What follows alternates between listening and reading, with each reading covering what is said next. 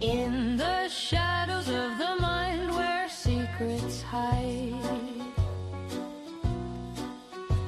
we dive into the dark where truth collides. Forensic minds unravel the twisted thread. True crime tales from the living and the dead. Why did they do it? To help, for love, in anger or insane? Who will remember them? Who is to blame? The victims deserve justice. The guilty should be until the end of time. Echoes of the past in every crime.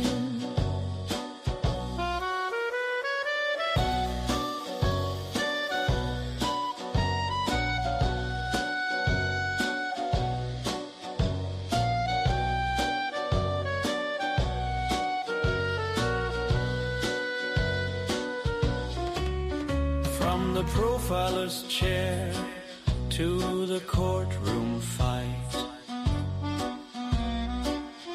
we seek the reasons in the dead of night.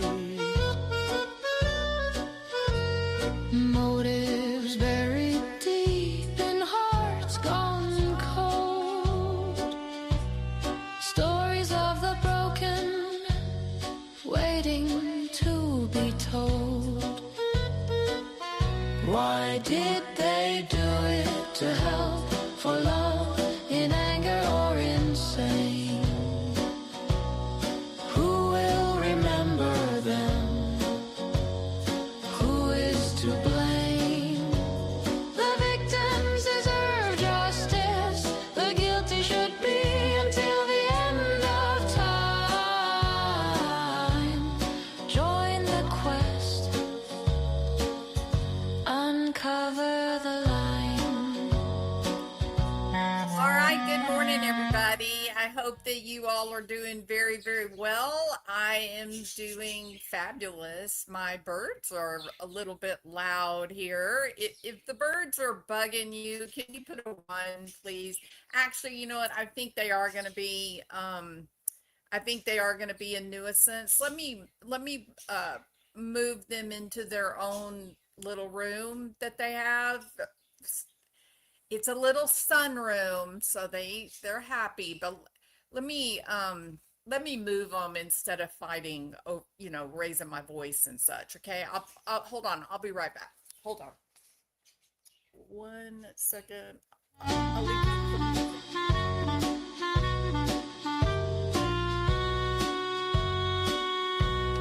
Welcome to the channel where minds meet the macabre. Forensic psychology and true crime lore. Subscribe and stay. Let's explore the why. In the name of justice, under watchful eyes.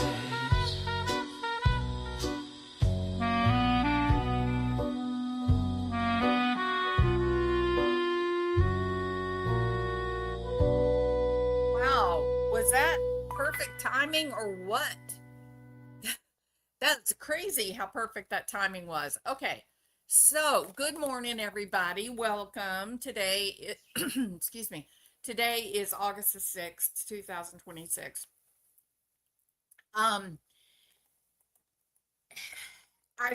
Look, this was disturbing for me. Okay, I want to tread lightly here. I want to be gentle. Bonjour, anarchy. I want to be gentle here.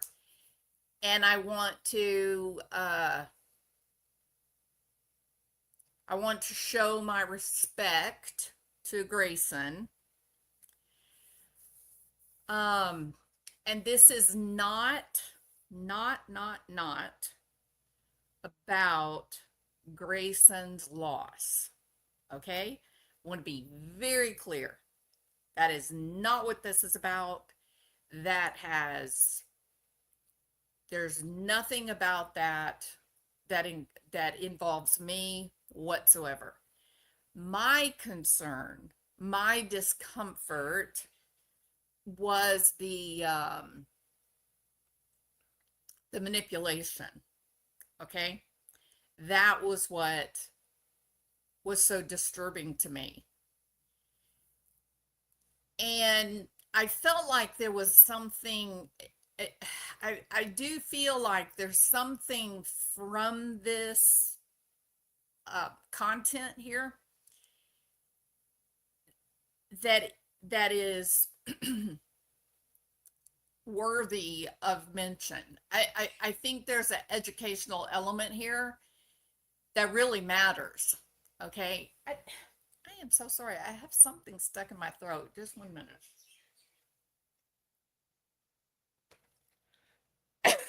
Like a little tickle. All right. Hopefully that's it. I think there's something educational here, and this was among some of the more disturbing content that I've seen from Lauren Matthias, which may come as a surprise to those people that are part of the hidden true crime community and whatnot. That might feel surprising, but that's part of why I think it is so notable, and that it should not be hands off, in my opinion. Again, please put a 1 in the chat if you understand, if you accept. This is not about Grayson, her family, and their loss. This is 100% about the manner in which Laura Matthias chose to present the loss, to talk about what happened. If you understand that is a notable distinction, please put a 1 in the chat. If you disagree, if you think that there is no distinction, then I absolutely respect your opinion on that. But when you see this, you're gonna maybe at that point, then it'll be a bit better for you to have a stand on, right? To understand why I'm saying, I'm very sorry for this family. I lost my sister-in-law. She was very young. She she was in her 40s. She was healthy, young, beautiful, vibrant, excited about life, had a future, and unexpectedly passed away, and it was devastating. So my heart goes out to this family. It is a nightmare when you lose someone young. Okay, I get that. I've been there, lived it. It is a whole different ball game than when, your 87-year-old dad passes away, right? It's a whole different thing. Um, when I was in high school, I had a couple of different very close friends that were either killed in car wrecks or other tragic things, and it is very difficult. Okay, so my prayers are with this family, and I'm so sorry that they're dealing with such a notable tragedy. You know, someone mentioned to me the other day, and I had really forgotten about it. My dad was probably the person that I was closest to in like through my lifespan. Um, And when he passed away, I think, I don't even think I went live for like a month or like it was a long time before I even came on and said, my dad passed away. I was devastated. My immediate concern was my mom and my kids. And, you know, you, you're, when these things happen, you sort of pull the family together, right? You protect one another, correct? I mean, I thought that's what you did.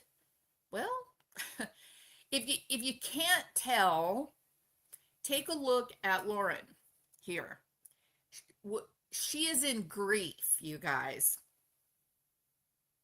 Now, I know we all grieve differently, right? That's the standing, explanation. Don't judge people for how they grieve. I get it. Do you get the feeling she's in grief?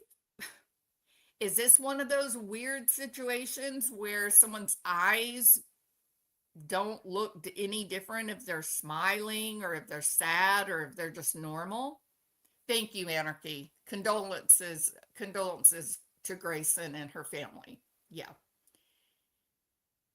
Yeah, this one of those pictures, right? Where you could cover up the mouth and say, is this person smiling or sad or angry? And you're like, I don't know. Always it looks the same no matter what, right? All right. So she went live. Let me go over to that video. Okay. The name of this live, which was yesterday, it is Nanny Takes the Stand. This is Linda Clancy, right? Everybody's watching the trial. We know that Lauren, and God forbid, God help us, Jess Machado, oh my God, they're at this trial together. This is the blind leading the blind, people. Okay, I'm not going to digress into that because there's an important thing happening in this video. This is a live that she does after attending the trial. And the title is Nanny Takes a Stand and Personal Update. And then in big capital letters, live with Lauren. And then you see, and notice where I'm at in this video. I'm in the middle of the video.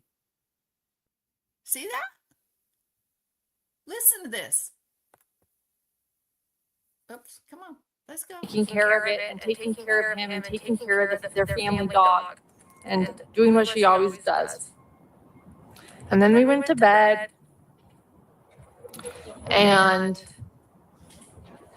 what was a dream at first, or I felt like it was an alarm, I realized was my phone ringing in the barely felt like the middle of the night. It was just before 5, and I looked in, it was. Notice the performative uptick in the non-existent cough. Her family member calling my phone, so I knew something was wrong. And I picked it up. And she's trying very hard to squeeze out a tear. Said they needed to talk to my producer, Grayson. And I gave her the phone. And her brother just asked.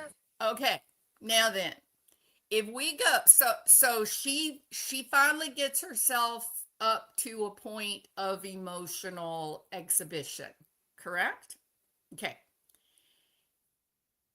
And she's going to deliver some awful news that in the middle of the night, as they're covering the Linda Clancy trial, that Grayson, right before they went to bed, Grayson is trying to help her brother to get a place for the dog to be boarded, right? And she whips out her credit card and she finds a place, and she calls, and or I don't know, somehow or another she pays for boarding for this dog. And and then she and Lauren go to sleep. All is well in the world. Right? That's the setup here. That's the description. As an employee. Now, I get it, guys. I do. In fact, I get it really well because I paid attention during all of my ethics training. And one of the things that will cause you to lose your license faster than anything else on the planet is something that's called dual relationships. Isn't it, John? Now, Lauren is not a licensed psychologist. Now, she plays one on YouTube, right? She's she's one of those people that does the I stayed at the Holiday Inn last night, blah blah blah. Um the reason I'm calling out dual relationships here is exactly this moment. Because if you make a stand and you say, wait a minute, you're being unfair because Grayson is Lauren's friend. Yeah, I know that. That is precisely the definition of dual relationships, that an employer or a healthcare provider makes friends in an overly intimate way, right? Like I work with people, I'm friends with them, we go out to lunch together, things like that. But you know what I don't do? I don't talk to them about my YouTube channel. And I don't talk to them about let me think of something. I don't talk to them about my sister having affairs with other men. And I don't have a sister. That's why I used that example. In other words, having work friends is a completely different level of intimacy than having solely friends. Correct? You don't go to work and sit down next to your coworker and say, yeah, well, I think it's about time for me to do something about my heroin addiction. You wouldn't do that, would you? But if you did end up with a heroin addiction, or let's make it more realistic and say like pain pill or benzodiazepine addiction, are you going to pick up the phone and call your best friend and say, I've kind of been stupid. I've kind of gotten myself into a problem, and now I'm ready to fix it, and I need your help and I need your support. Correct? Yeah, you've got real friends for that. Friends who are not in a position to exploit you or the information, right? But you're not going to go to work, people, or you shouldn't. If you're in a healthy relationship, you're not going to go to work to your work friends and sit down in the lunchroom together and say, hey guys, guess what? Yesterday I took 15 Norcos. I think it's about time for me to go into I don't know, whatever, treatment. You're not going to do that. You're going to say, hi, I need to take, family leave, or I need to take a week off for medical treatment. But there's going to be a layer of privacy there. So that people that are connected to you by way of work are not in a position to harm you with information that is considered a higher level of intimacy. Is that real? Do y'all understand what I'm talking about? Right? So there's a problem here in this relationship, and we have called this out before. This isn't the first time that people that are aware of Hidden True Crime, the way they operate, we are not keeping this secret. We have addressed this exploitation, potential trauma bonding. We've called this out.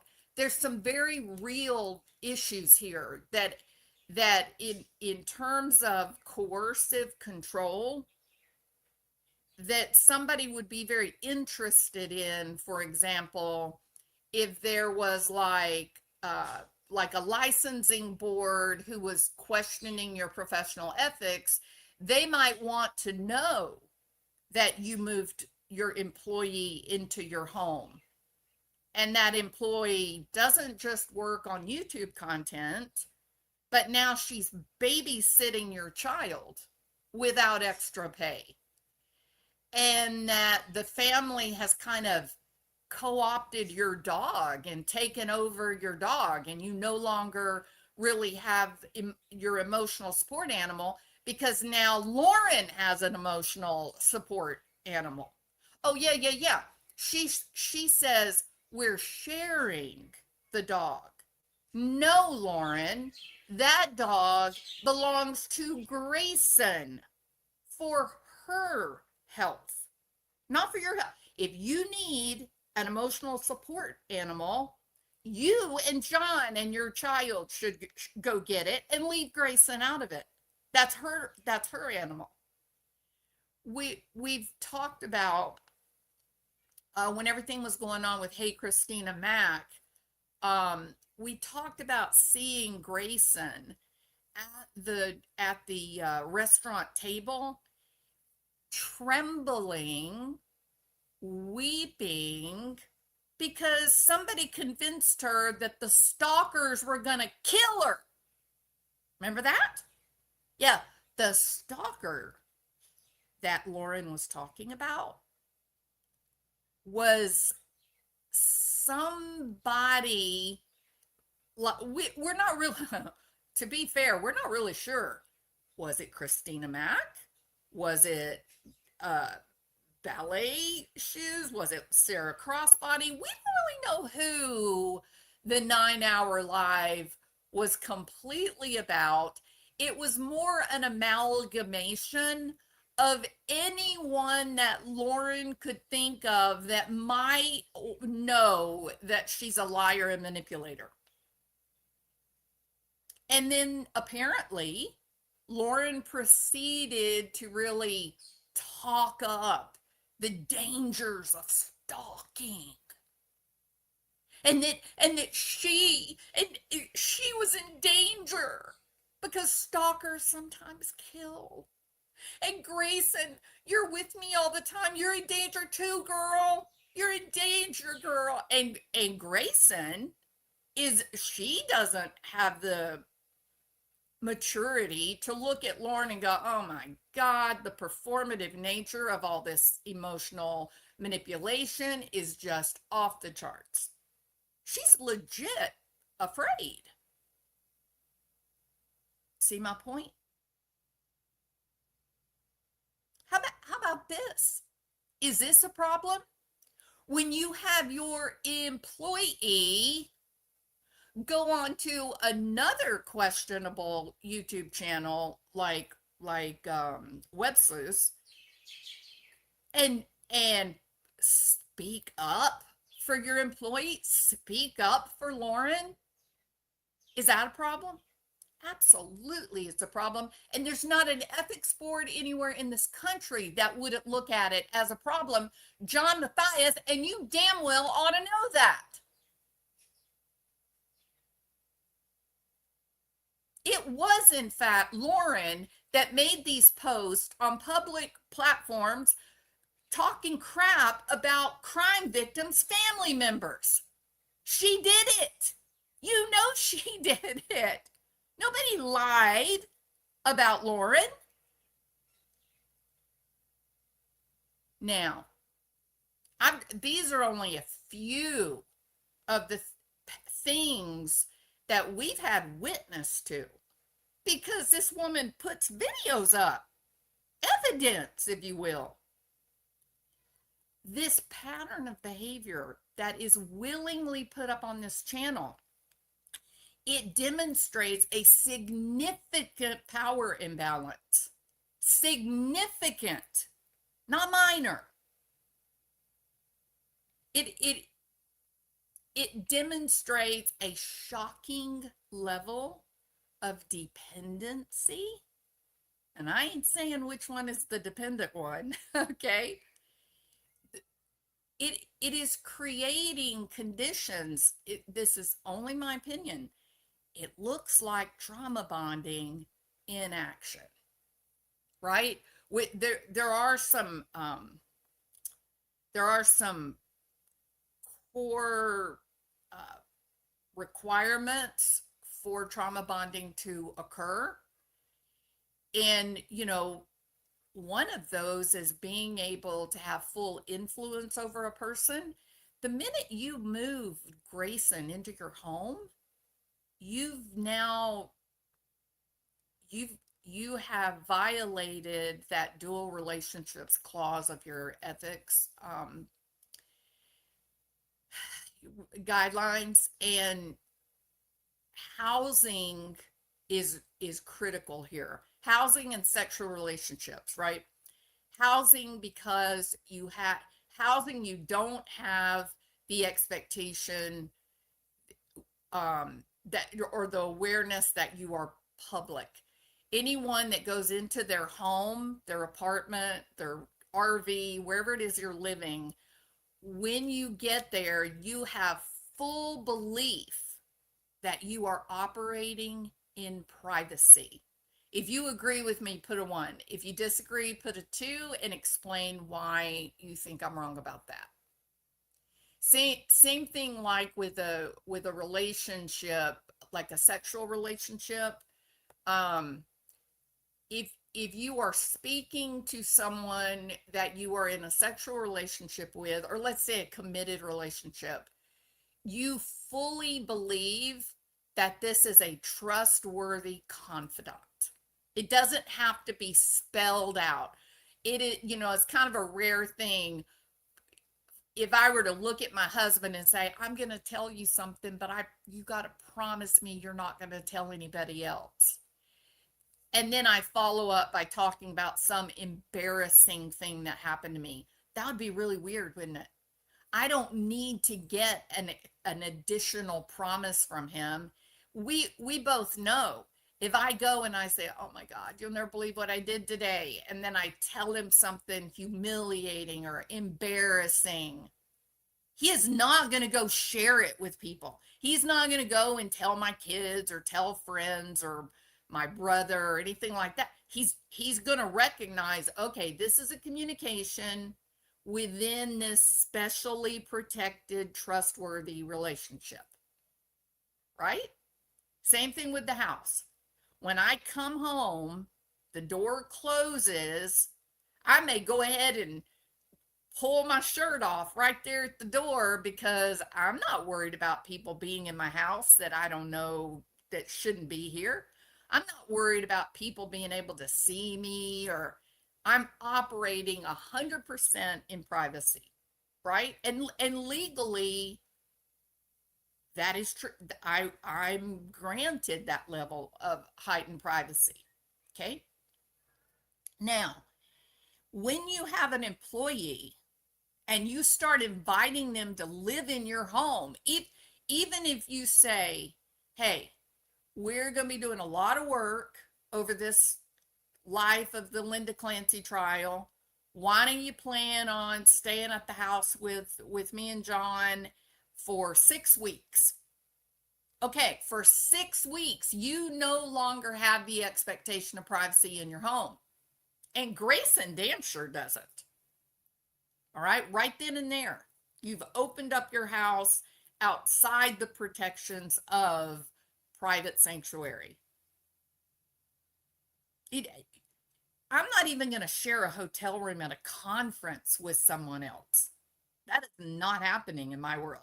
If I can't afford to pay for my hotel room, I ain't going to the conference. You see what I mean? Every human being needs access to privacy. Whether it's to get on the telephone and make a phone call to your kids or your husband, or you get sick, or you want to get drunk, or whatever the reason. And when you start saying, oh, don't worry about it, I don't want to have to pay for 2 or 3 hotel rooms out of the company, money. Let's just all get a B&B together. Huh, that is something you will never see Dr. Jules do. Absolutely not. I am not. Clock it. I am not housing employees in a B&B with me over a week of work. Not going to do it. It's not fair to me. It's not fair to my employees, right? You common consideration, respectfulness. And what they do together, that's on them. If they want to go out, go dancing, drink, whatever they want to do, fine. That is not my call. My call is my behavior. And you're not, that's something else. I never went drinking with my professors in my PhD program. Never, ever, ever out drinking with employees or my own boss. Not happened. Gone out to dinner, obviously, but a dignified work dinner. Like when you go to dinner with people you work with, your behavior should be exactly like it would be in the office working. That's the rule, right? So I don't get a glass of wine, nothing. I'm just like I would be at work. So these conditions that I'm laying down in terms of trauma bonding, coercive control, manipulation, the necessary foundation is already in place. Moving people into your house, taking over their emotional support dog, having them babysit your kids. What are you thinking, John Matthias? Your wife did not get a PhD. Your wife was not required to know her ethics. She doesn't even have a damn ethics manual. I don't know. I mean, maybe journalists do. I don't know. You are the one that has that information. And here's why you matter in this conversation, John Matthias. Because your wife has marketed hidden true crime with you, with your credentials, which, call me crazy, but I'm kind of thinking that the license board may not be happy with that, but I don't know. That's a little bit of a gray area. But your credentials have been used to market your channel, period.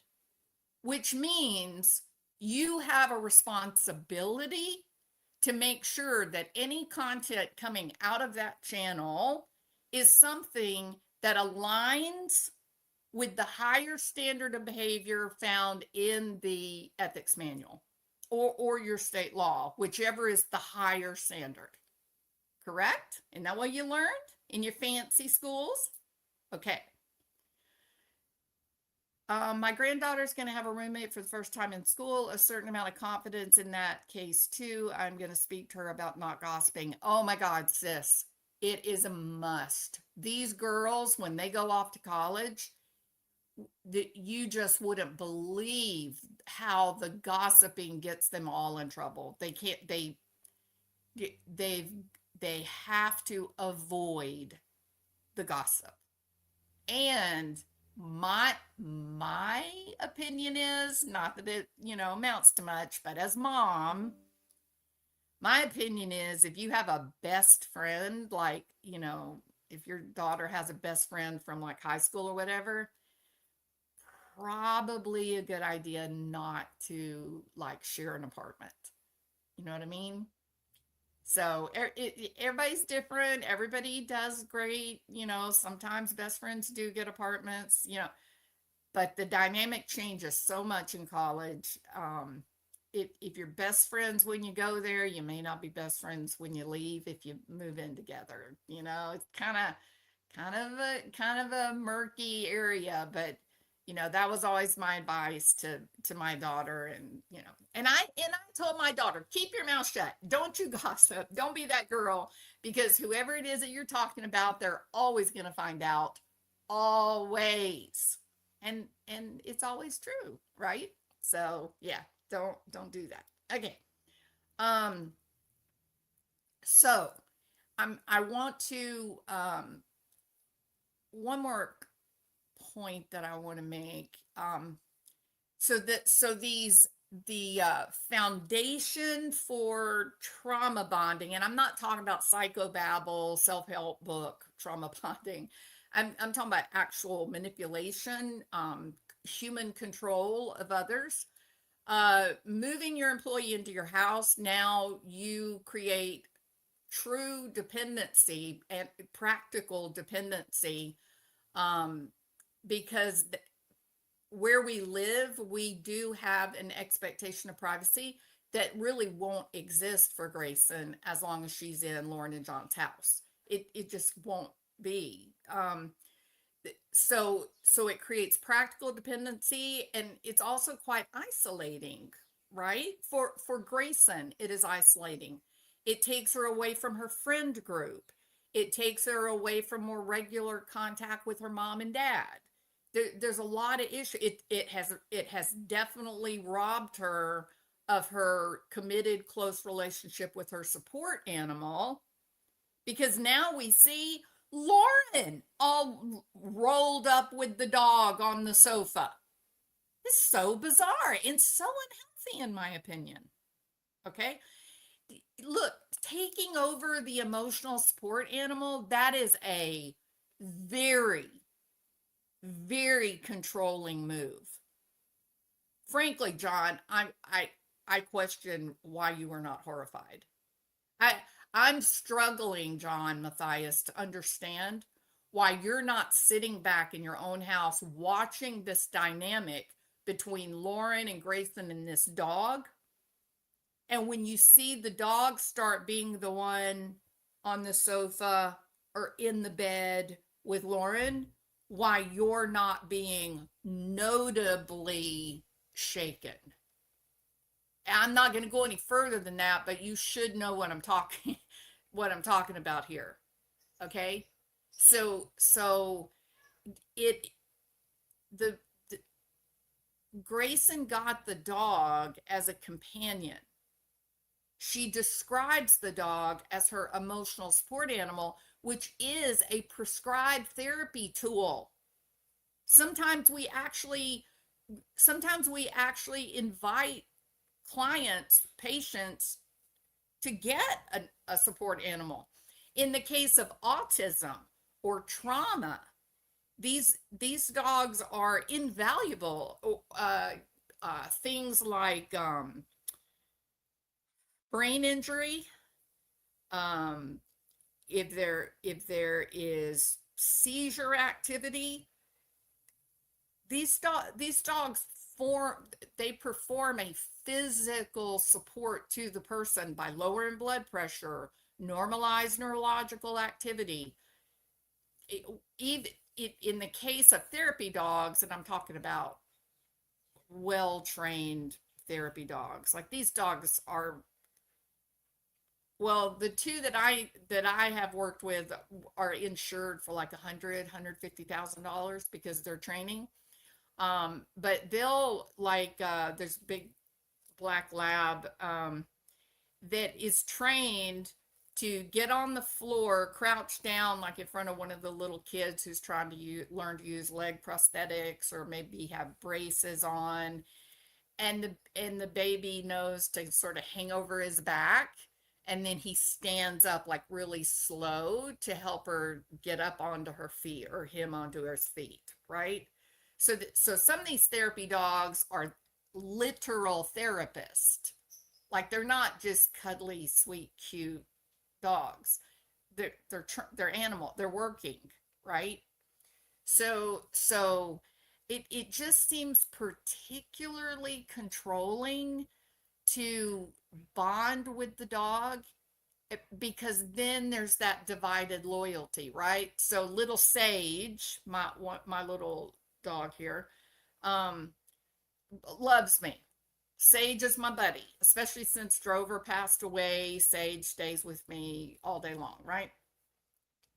Um, The very minute that my husband's truck pulls in the driveway, I know it because Sage goes on alert. She hears it and she's so excited for him to come in the door that she can't not wiggle. Like her whole entire, she doesn't wag a tail. Her entire body waggles. Okay. And at that point, she can no longer hear my voice. She doesn't hear me. I can call her, call her, call her. No, she belongs to Bill, 100%. She's not mine. Drover was mine. If I told Drover no, it wouldn't matter if Bill was standing there with bacon in his hand. Drover wasn't moving until Mom said he could move. So dogs do that. They will naturally bond with a person, right? And I think that taking over Grayson's emotional support animal that she bought as emotional support, that is reducing Grayson's access to a key coping resource, which increases her vulnerability to manipulation and control and messaging. Never forget the image of Grayson trembling and frightened in fear that the stalker was going to come and kill them. Well, now we know there's no stalker. The judge laughed Lauren out of court. So you don't get to use the laws because you had bad behavior, right? So there does seem to be foundational reality and then this intermittent use of really uncomfortable content. And this forms the foundation for what is real trauma bonding, guys. Real trauma bonding is the creation of a strong emotional attachment. We're not talking about friendship level. We're talking about like attachment between a child and its parent. So real trauma bonding creates a strong emotional attachment that develops between a victim and their abuser. And it's powerful. If you're the victim, you can't fight it. Just like a child cannot abandon their abusive parent. It creates an extensive power imbalance by a cycle. There's a cycle of abuse or just general mistreatment that is then interjected with moments of kindness, maybe affection, remorse, right? Beating up your wife and then the next day you bring her, 5 dozen roses, right? This is a clinical process. And the fact that the periods of positive reinforcement, the injections of kindness, affection, making like Grayson is like made to babysit, give up her dog, live in the house with no expectation of privacy. And then maybe on Saturday afternoon, all of a sudden, Lauren hugs Grayson and says, "You're the best friend I ever had. I've never had a friend this good. You're the sister I always wanted." And then she says, "Okay, I'm going to go in the room and work," and then takes the dog with her and closes the door and abandons Grayson after just now flooding her brain with dopamine through this nice, warm, friendly hug and idea of family, but then very quickly it's gone again. That would be coercive control. We do think about coercive control as like beatings and things like that, but no.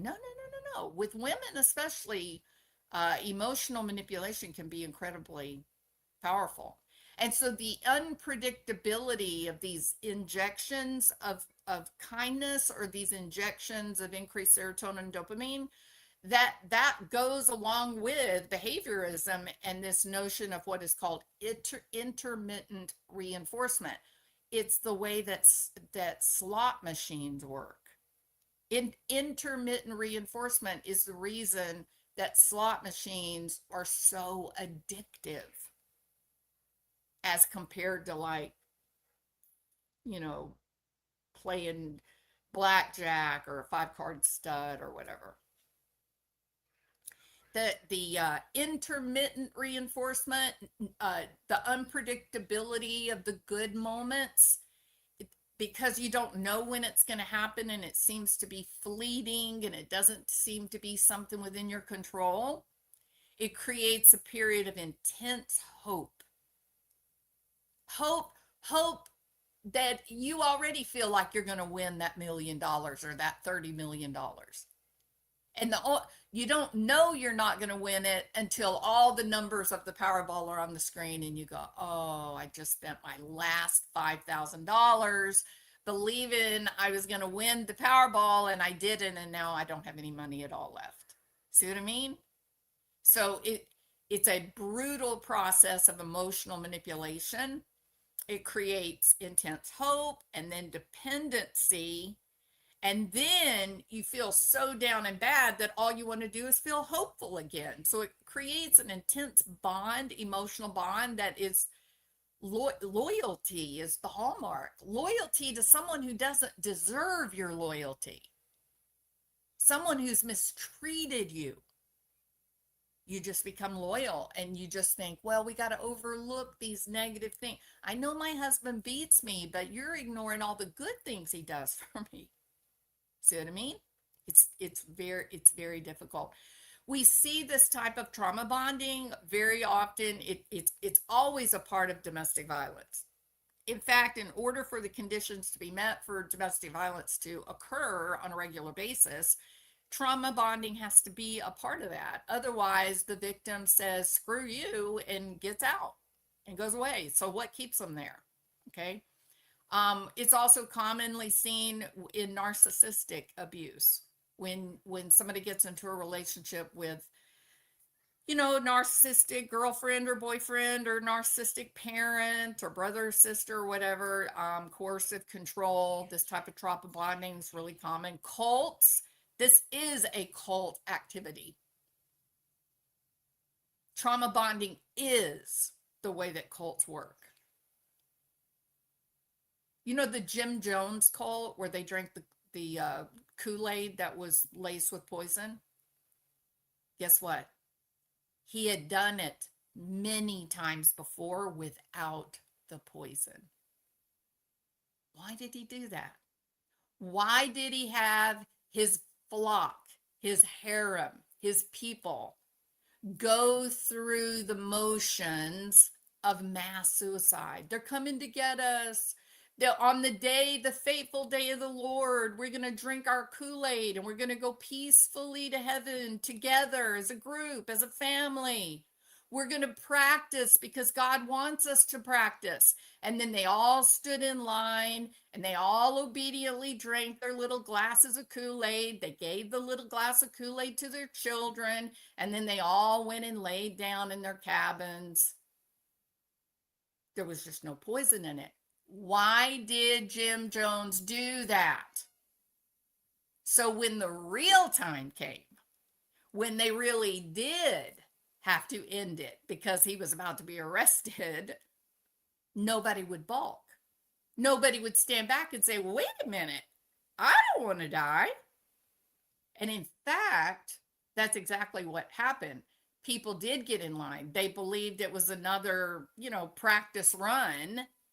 Until what? There were so many people there that the people at the back of the line started watching people at the front of the line, and they were going, wait a minute, why are they falling down on the ground? Hang on a second, why is that little kid vomiting? Like, what's happening here? Something's different. This didn't happen the other 10 times we did this. And then the people in the back of the line said, oh, no, not me. And they took off running. So a lot of people were found like out in the jungle hiding, try and did survive it. It's a terrible, terrible display of control of the masses. It was horrible. But it can't occur, the domination, the power imbalance, it cannot occur without the alternating pattern of affection or relief. So it's very calculated, right? And you'll often hear people use the term trauma bonding, especially like with YouTube channels and drama community kind of thing. And basically what they're talking about is like that you have a shared traumatic experience with your friends, and then that brings you closer. That's not what I'm talking about. I'm talking about trauma bonding, where the trauma and then the relief of the trauma, that is the punishment and positive reinforcement. That is the reward, to be relieved of your suffering. Okay, like exactly what happens in a cult. So okay, so now I want to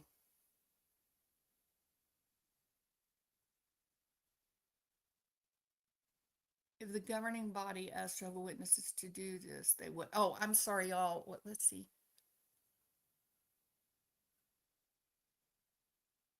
No, Dimples. Totally. Look, let me show how this starts. I want to go back to the video here. Again, the title of this small video, Nanny, talking about Clancy, Nanny takes stand and personal update, and then live with Lauren. So I want to go back to the beginning and let's look at how the video starts. Okay. Now, oh, I'm sorry, Lauren. I don't mean for that to be so unpleasant. We all have those weird faces when we stop the camera. There we go. Okay.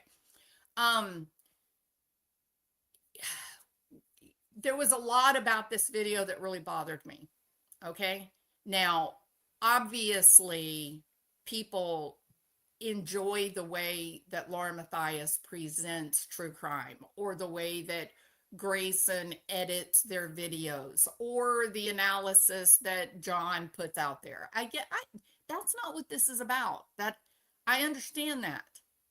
My problem, the thing that I'm so disturbed by is, in a nutshell, let me give it to you in a general, broad, overall nutshell that goes way beyond the Hidden True Crime channel.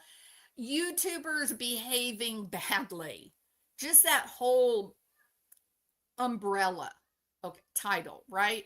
And there's a lot of YouTubers behaving badly. It's not just Hidden True Crime. There's a lot of people, and I do think the way that the payment structure, because payment is reward, right? I do think that the payment structure, the subscribers and all that, I do think that lends itself to shaping behavior, maybe not always into a positive direction.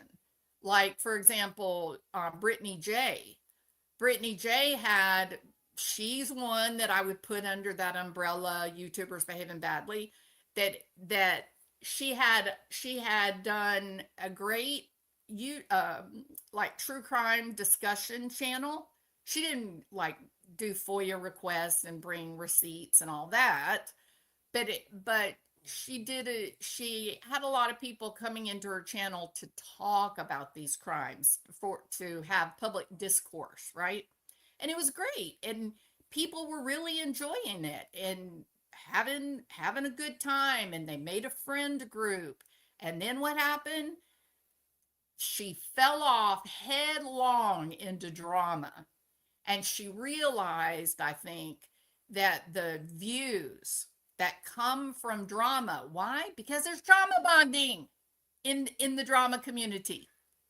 The constant hurt, shame, neglect, anger, followed by, we're a family, we're a channel together, I look out for my subs, I look out for my creator.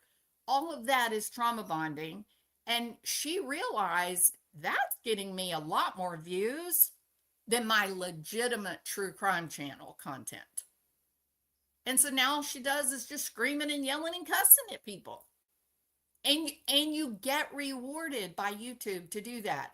You get rewarded by more money, and you get rewarded by an increase in subscribers. Your video is put out in front of more eyes because it's getting more engagement. So my big problem, my overriding issue is YouTubers behaving badly. And I found this particular video so disturbing. It bothered me last night, actually. And I kept thinking, I don't want to touch this. I don't want to do this because I feel so horrible for Grayson, for her family.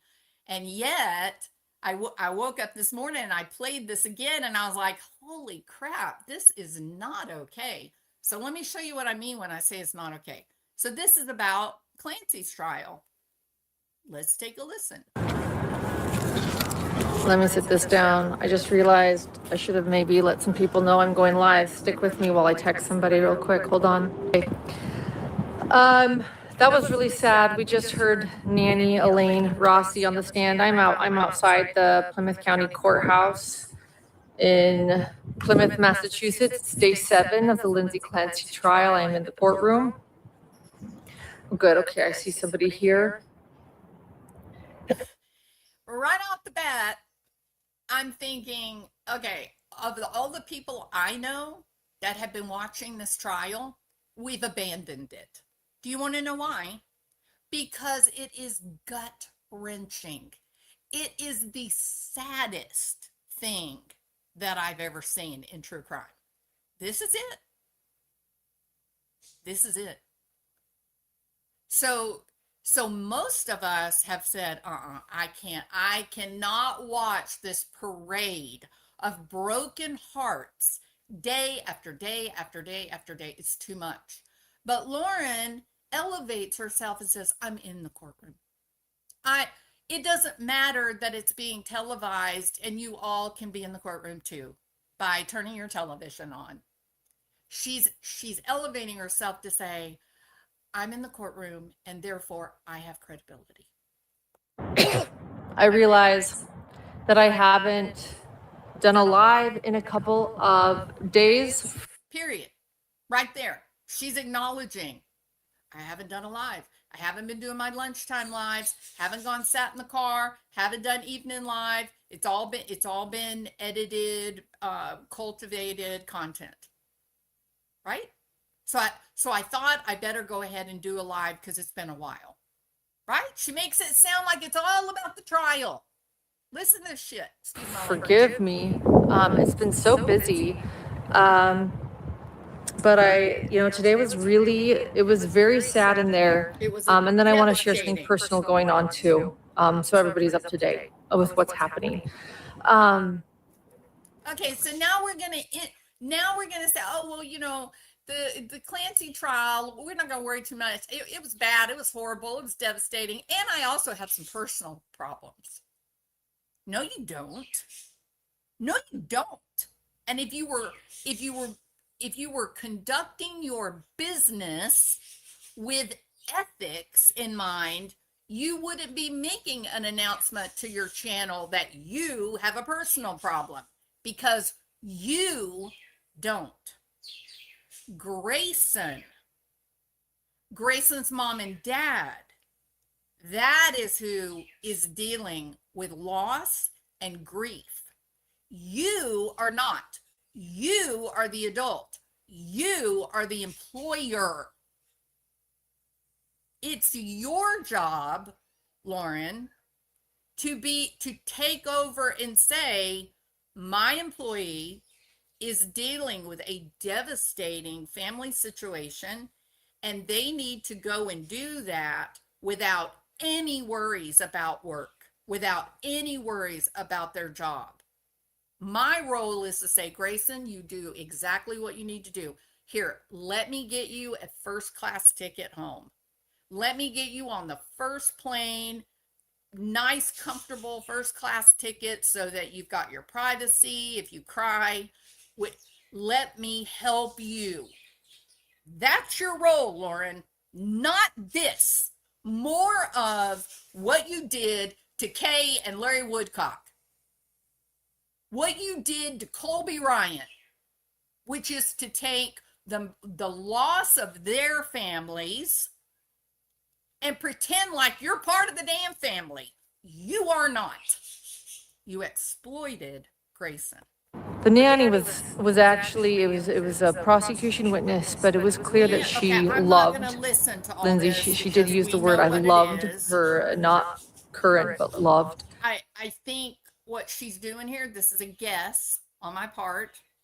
I think what she's doing is she's keeping an eye out on the number of people watching. And I think she's filling time. So we're going to go ahead through this because I'm not exploiting Clancy. I don't want to contribute in any way to that because it is so devastating. She cared about what they ate. Yeah, she loved them. I'm sorry. It's what people I'm do just the when they reporter love with the. children.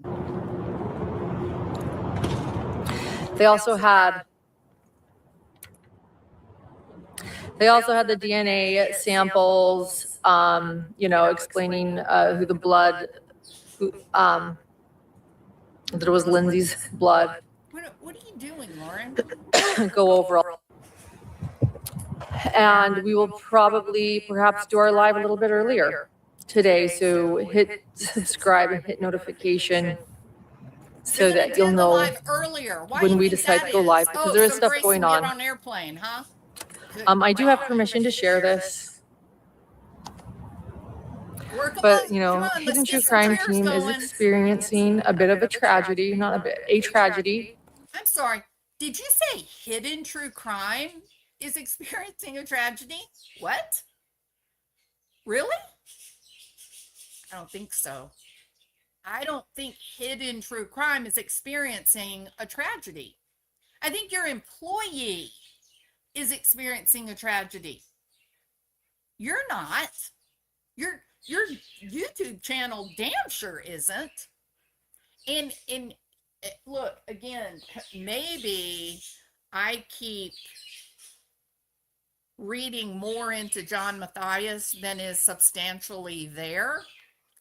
But I would think that John would know how to handle this in a responsible adult manner. And the way you would do that is you would post something on your like bullet, what do they call it? Discussion, like bulletin board. And you would say, we're so sorry. Grayson has experienced a loss in her family. We appreciate your prayers. I thank you for any concerns, or if you want to make any donations or send flowers, here's the address.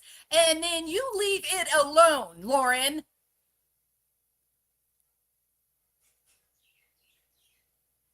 That's what you do.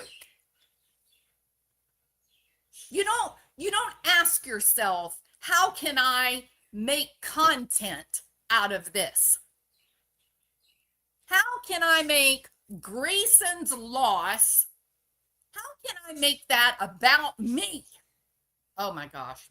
I gotta be so I'll just tell you, I can share this. I'm allowed to share this. She said I could. Grayson, I saw that you're in chat. So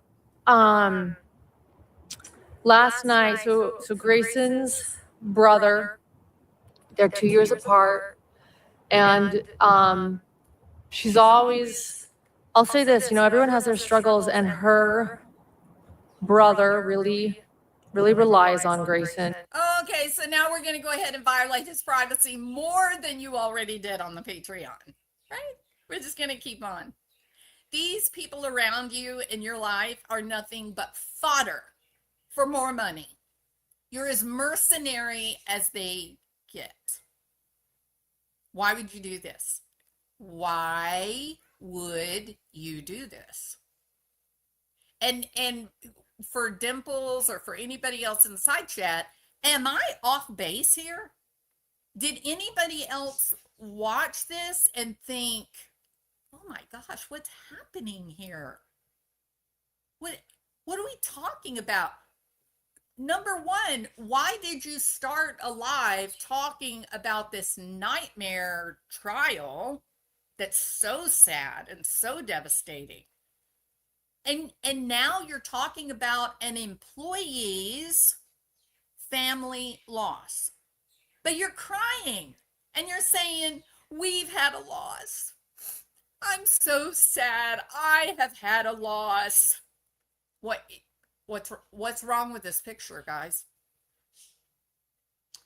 Lauren Matthias took ownership of Grayson's family tragedy. She's a tragedy pimp.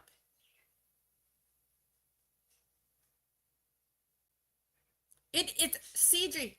It's the most incredible thing. My jaw hit the ground as I'm watching this, and I'm going, "What is this? What? What are you doing?" It gets worse, y'all. She's not content to just say, "Grayson, we're so sorry for your loss. Grayson will be flying home this evening." Blah. None of that. Nothing normal. Nothing. No privacy is allowed, right? No, this heifer, she is going to give the goriest details that she can. She wants it to be emotional and messy. And I've noticed this reaches out to her, even though she is his little sister and he is the older brother. We know who He he is. reaches out to her. You want to know how we know who he is? Because you guys put his life story behind your Patreon paywall. We know who he is. We know the shitty things that were said about him, and Grayson was part of that. So don't violate this young man any more than you have already violated him. So she continues on with the story. Instead of taking the more socially responsible route, which is to simply say, "Grayson has had a loss in her family. We're so sorry. Please pray for her. Please pray for her family. If you would like to send flowers or if you want to make a donation, here's the address." You wouldn't even need to make a video about that. I wouldn't make a video about it. You just put it up on the discussion wall, and then word of mouth travels. And then people behave in a responsible manner, Lauren. And they send flowers, not 100. Are we going to send 144? Tell me, Lauren, do you think it'd be appropriate to send 144 roses to Grayson's brother's funeral? How would that work? Would you feel good about that? Because it didn't make Kresha feel good. It was weird and sick. On his way somewhere, and all of a sudden realized that where he was going was 90 degrees. Okay, so she's telling And he the realized story about why Grayson was trying to help him find a place to keep the dog. Okay. Oh, and she just whipped out her credit card and she paid for it. Yep. Because that's what good people do, Lauren. It was just before 5, and you know what, I looked Lauren? in, it was her It's family what member. you should have done the very minute that Grayson got that phone call. Your proper response as the employer was to say, "Grayson, I am so sorry that you're dealing with this. Let's get you back home. Let's get you back home with your family." And then I would have been on the phone getting a first class or business class ticket just for her privacy, so that if she was crying, she wouldn't be in the back of the airplane with every Tom, Dick, and Harry in the world watching her cry. I would have tried to put her in as private a seat as possible, paid for it, no question. And then I would have driven her or gotten a car and driven her to the airport and put her on an airplane. And then I would have gone and done my channel content with no mention of what Grayson's family was experiencing, other than a proper respectful announcement on your discussion wall. That is the way an emotionally healthy person would have handled the situation. For calling my phone, so I knew something was wrong. Okay, And I picked it up. I've got to be a part of this story. I need to make sure that people know that I'm hurting too. They called my phone. I'm hurting. I matter. Stop it. You know why they called your phone? They called your phone because they wanted someone to be there with Grayson when they told her the horrible news. That's why. They didn't do it because you matter. Ugh, can't. Sorry. And they said they needed to talk to my producer, Grayson. And I gave her the phone. This And is her obscene. brother, just shortly after they called, Obscene. was in a car accident with their dog, and they were both killed. And she is not doing okay. Of Well, I course, was with her, she is and not okay. I ended up taking her to the emergency room. Okay, why? Why are we having to put that information out? Help me understand, Lauren, or better yet, John. Why? Why do you need to make an announcement to 340,000 strangers that Grayson needed to go to the emergency room? Why? Why? Oh, better views, right? Better views. More money. Yeah. Trauma bonding. Getting control of people's emotional minds. Look at where we are in this video. Halfway. They called my phone. My phone.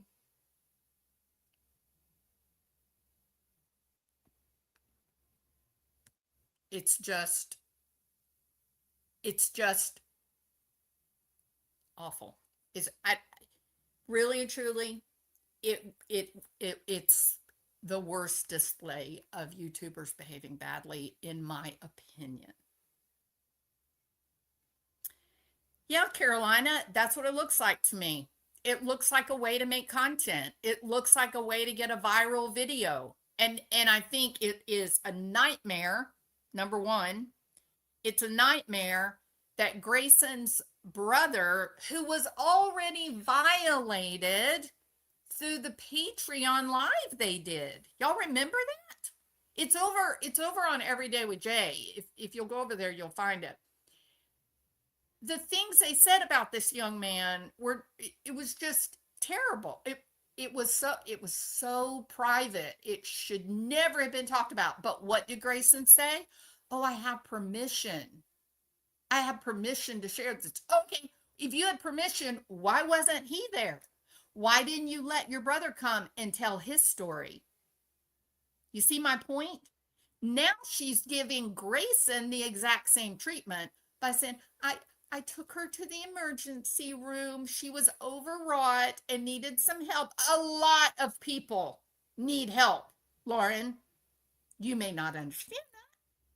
You might not have been distraught over the loss of a loved one. It is not uncommon for someone to find out that they have lost a brother, a sister, a mom, a dad, a child, a best friend, and neurologically they become overwhelmed, and so they need a little bit of pharmaceutical help just to get stable again, and then they can deal with the grief. Denial is a very powerful reaction to shocking death, where people will say, this isn't real. The cops are playing a joke on me, because the belief in what is happening is just too horrible to embrace, right? It's not unusual. Those of you that are nurses or doctors, you work in hospital, is it unusual to have somebody brought into the emergency room after finding out they've just experienced a catastrophic loss? No. It's the human condition.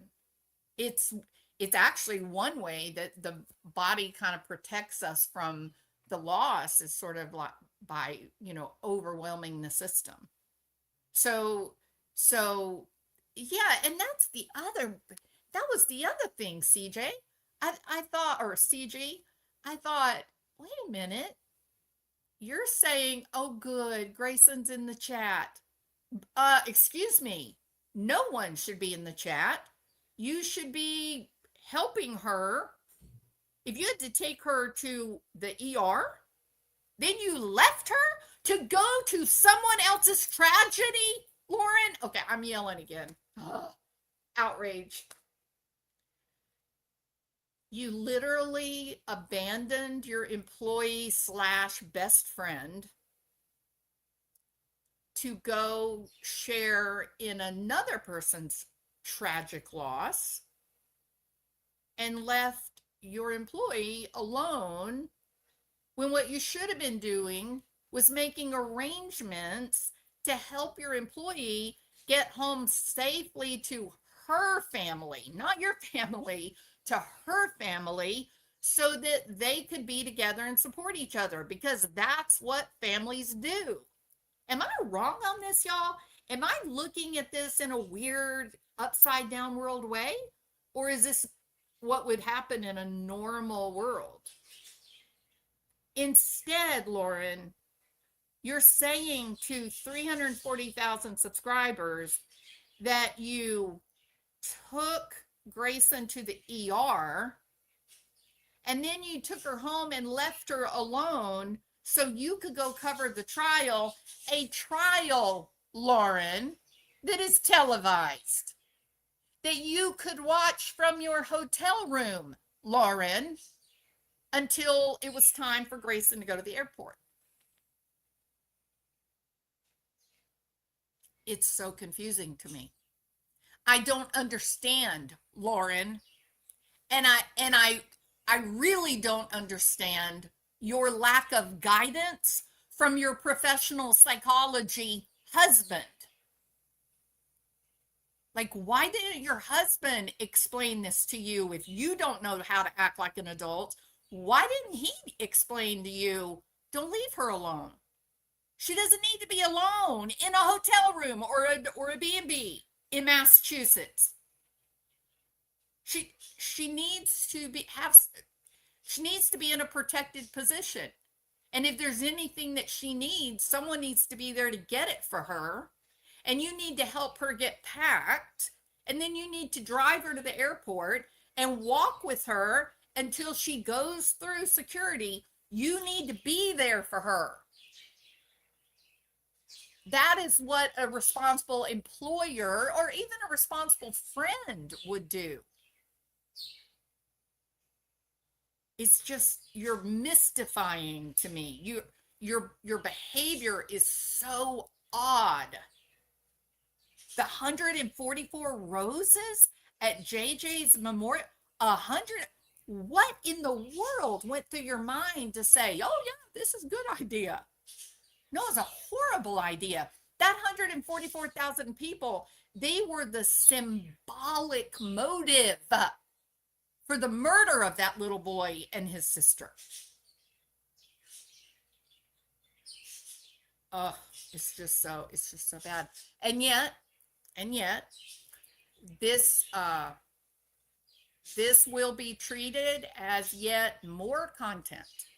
This will be scavenged by the 340,000 subscribers, and they'll all pretend like they all know each other and say how horrible it is, and oh, they love you so much, Lauren. They're so sorry you're hurting. Mark my words. That is what's going to happen. Oh, Hidden Truth. Wet Sleuth's going to get in on it too. Don't think they're not going to get in on it. They're going to get in on it. We're just so sorry for Lauren. We're just so sorry for her loss. No, Lauren doesn't have a loss. Hidden True Crime, no loss. The loss belongs to Grayson and her mom and her dad. That's who lost.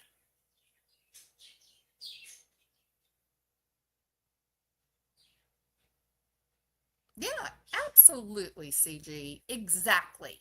That's what you do. That's what is normal, isn't it? It and look, here's the reality too. They're at this trial, and if Grayson needed to go to the emergency room, and so her boss takes her to the emergency room, right, to get care, which is the responsible thing to do. Why not this, Lauren? Why didn't you just make both of you a reservation and both of you get on the airplane and go home? Why didn't you go with her and deliver her safely to her mom and dad? Why not? Why? That was a very real possibility. But if you look, I don't have any illusion. There ain't no way you're leaving that trial. You started this video right here. You said, and I quote, "Well, I'm at the Clancy trial today, and I haven't gone live for a couple of days, so I thought I'd do a quick live. Oh, and by the way, Hidden True Crime has had a loss." Boy, that was upside down, left to right. No, you did not have a loss. No, John did not have a loss. Grayson, your employee, and her family had a loss, not you. I cannot even imagine needing to take your employee to the ER because they are so sick. You take them to the ER. It's the right thing to do. It's what you have a responsibility to do as the employer. You take them to the ER, and then you abandon them alone in the hotel? Really? What went into that thought process? It's wild. It's a very strange situation. Very, very odd and strange. Wishing Grayson and her family well during this hard time. Yeah, and I think to some extent, Team Doocy Doo, I think you're probably right. Yeah. Which is why making these stories about her, then she can show emotion. She doesn't show that emotion until she establishes her role in it.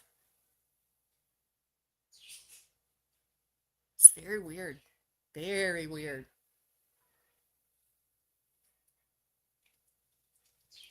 Now, later on in this live, she's gonna start talking to the likes of me. All right. She's gonna start talking to us trolls, quote unquote. We are being instructed by Wowen to be kind. Yeah, this woman who is capitalizing on the death of a family member of an employee who's making content out of it, who left her alone in a hotel room so she could go into the courtroom of a trial that is actually being televised. I'm curious, Lauren, why didn't you just call your good buddy Jess Machado and ask her to go to the courtroom that day so you could be available to stay and make sure Grayson, had everything she needs? Why didn't you do that? Why didn't you call Jess and say, Grayson's had a tragedy in her family. I'm going to go with her. We're going to go back to home, and then I'll just stay out there in Utah or Las Vegas or wherever they live. And then you and I can collaborate. Why didn't you do that? I'm not saying you have to become destitute. I'm not saying that you have to suddenly do no coverage at all, even though that's what I would do. I would put my employee first, and everything else would pale in comparison, right? You know what this heifer says in this live? She says, after she says that Grayson is so upset she has to go to the emergency room, she goes on to say that she and Grayson decided they wanted to go ahead and work. Excuse me? What? She's so upset she has to go to the emergency room and she's saying, let's work? Really? We don't believe you, Lauren. That's not real. That scenario is just not true. It's bullshit. It's not real. So now Lauren is exploiting Grayson's family.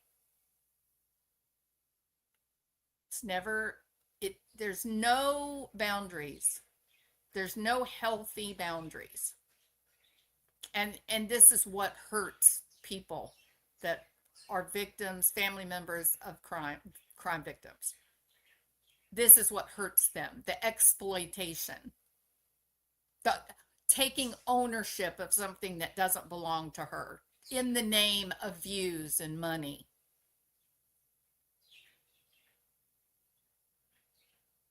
Oh, I don't think so, CG. I think she would go live. If she had to take John to the ER, I think she would go live and make money off of that.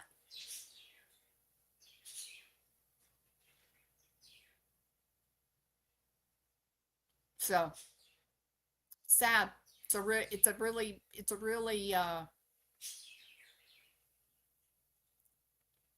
it it epitomizes this problem on YouTube. This is the epitome. This is the top. All right. Oh, I'm bullying? There, yeah, exactly. Criminal sociology. Yeah, my same thing when my dad died. I was not doing anything for more than a month, even. Um, did someone say I'm bullying? I must have whoever said it. I must have them blocked. It's not bullying. What did I say that was? What did I say that was inaccurate, not factual, mean? Nothing. None. I said there should be respect for Grayson. There should be respect for her loss, for her mom and her dad. This is not Lauren's tragedy. And it's manipulative of the subscribers.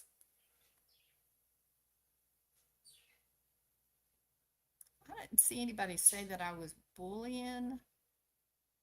Eyes of Green says it really saddens me. I can't follow you anymore. Why? You might want to go back to the beginning and listen, because I explained what it was about this that I thought was worthy of commentary. And just because I see this channel differently than you see it, it doesn't mean that I'm bullying or I'm doing something that's wrong. At the beginning of this, I lay out very clearly what it is about this live and the way Lauren handled it, what it is that disturbs me. And if you used to enjoy my thoughts and insight because I was mature and knowledgeable, now I'm not mature and knowledgeable, you may want to give that some thought. I don't think that's accurate. If Lauren shut down the show for a week, so what? Her loyal subs would certainly understand the need for privacy and personal space. Yeah, of course.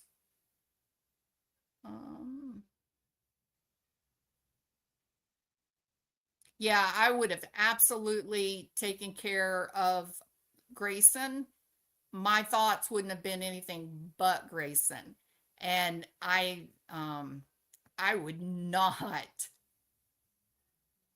no way would I be making a YouTube video about something so horrible and tragic. If Eyes of Green, here's another perspective, right? Don't you think this was Grayson's story to tell? Like, if we're gonna make a video about it, if we're gonna make it as YouTube content, shouldn't that be Grayson's story? Well, Lauren didn't lose anybody, right? So I don't know. Maybe I'm not the one that lacks maturity. Maybe you're not looking at this through clear eyes. And I think after the way that the Woodcock family was treated, I think people that are covering true crime, I think we should do better. And I haven't made a lot of content because I'm working that out in my mind, what that looks like. How do I talk about these stories in a way that is worthwhile and is not exploitative? So Eyes of Green, I hope you give that some thought. I hope you stop and think about this from the view of an adult and not from the view of a cult member who has had, a powerful tool like trauma bonding exerted upon them, if you know what I mean. All right. Okay, you guys, I gotta go. You guys have a wonderful, wonderful day or afternoon, and I'll return. Dream the road kept going after the map ended. Just gravel turning into black.